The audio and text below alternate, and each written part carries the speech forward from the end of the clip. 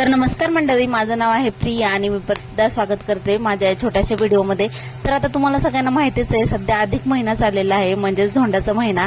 तर जवळपास या महिन्यामध्ये गावाकडे तर दररोजच चारतात हे जे धोंडे आहेत ते गाईला आणि मंदिरात सुद्धा देतात। तर आज माझं तेच काम चालू होतं, कारण त्यांना आज सुट्टी होती आणि ते तिकडे घेऊन जाणार होते आम्हाला, त्याच्यासाठीच मी सकाळी धोंडे करायला घेतले होते। आता हे जे धोंडे आहेत ना ते तीळ भाजून घेतलेत, शेंगदाणे आणि त्याच्यामध्ये गूळ मिक्स करून केलेले आहेत बरं का।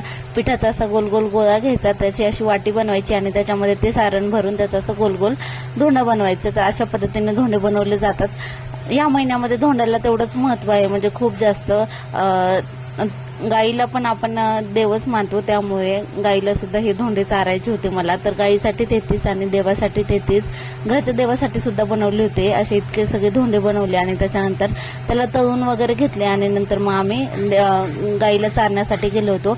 त्याच्यातूनच थोडंसं पीठ उरलं होतं आणि सारण सुद्धा उरलं होतं। या सारणाच्याच मी 2 पोळ्या केल्या त्यांना देण्यासाठी, गरम गरम पोळ्या त्यांनी सुद्धा खाऊन घेतल्या आणि गाता सुद्धा झोपलेली होती, म्हणजे तिची झोप सुद्धा होईल। त्याच्यानंतर मग आम्ही हे सगळं आवरून त्यानंतर मग आम्ही निघालो। या महिन्यामध्ये तेवढंच अन्नदानाला आणि वस्त्रदानाला सुद्धा तेवढंच महत्व दिलं जातं बरं का।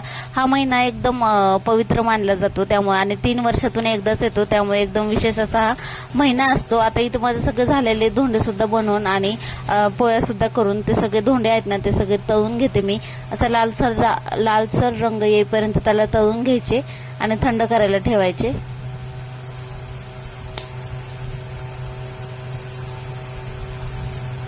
इथे सगळे धोंडे आहेत ते माझे तळून झालेले आहेत आणि या गरम गरम पोळ्या सुद्धा मी त्यांना खायला दिल्या। आणि त्यानंतर मग हे सगळे एका कॅरीबॅग मध्ये भरले आणि त्याच्यानंतर गेलो मग आम्ही गाईला हे चारण्यासाठी। देवाला सुद्धा त्यातलेच थोडेसे मी धोंडे ठेवले आणि आई जेव्हा जाणार होते ना त्या दिवशी सुद्धा त्यांनी धोंडे केलेले होते, आता ह्या वेळेस आणि अजून एकदा करायचे। आता इथं गाईला असे चारायचे वाटत होते, तिथे त्याच्यामुळे एक टोपलं होतं त्याच्यामध्ये टाकले आणि ते सगळे गाईला चारून घेतले। बाकीचे जे होते ना ते मी मंदिरात नेण्यासाठी ठेवले होते। आता इथं देहूमध्ये 1 महिना म्हणजे जवळपास अधिक महिना चालू झाल्यापासून ते अधिक महिना संपेपर्यंत इथं महाप्रसादाचा दररोज चालू आहे, म्हणजे जे काही वारकरी वगैरे आलेले असतात ना त्यांच्यासाठी हा महाप्रसाद आहे। तुम्ही म्हणजे एक टाइम आहे, म्हणजे 11 वाजल्यापासून ते 5 वाजेपर्यंत इथे जेवायला आहे। तर तिथेच आज सुट्टी होती, आम्ही गेल्याच्या नंतर तिथे जेवायला जाणार होतो। तिथंच पट्टी सुद्धा दिली, म्हणजेच दक्षिणा सुद्धा दिली आणि जेवण केलं, एकदम फ्री मध्ये आहे। तिथे सांगत सुद्धा होते की 1 रुपया सुद्धा तुम्हाला द्यायची गरज नाही, तुम्ही एकदम फ्री मध्ये जेवण करून जाऊ शकता।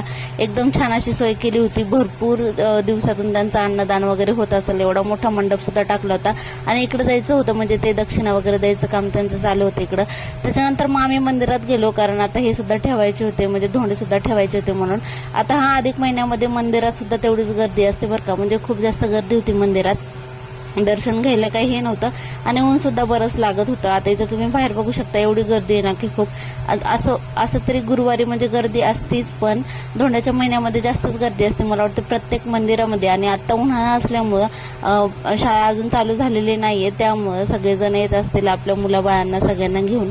तर मंदिरामध्ये थोडंसं साफसफाईचं काम चालू होतं, आम्ही बारीला न लागता फक्त बाहेरून गेलो आणि जे काही मेन देव आहेत ना तिथं सगळे धोंडे वगैरे ठेवले आणि त्याच्यानंतर मग परत आम्ही घरी आलो, कारण नंतर आम्हाला 4-5 वाजता या पोरींना गार्डनला सुद्धा घेऊन जायचं होतं।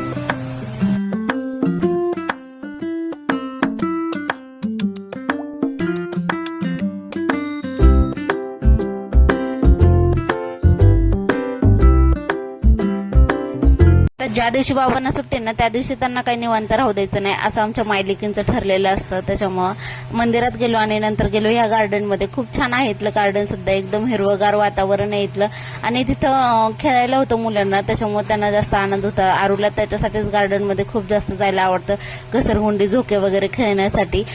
तर तुम्हाला आजचा हा व्हिडिओ कसा वाटला नक्की मला कमेंटमध्ये सांगा। भेटू आपण पुढच्या एका छान व्हिडिओ सोबत, धन्यवाद।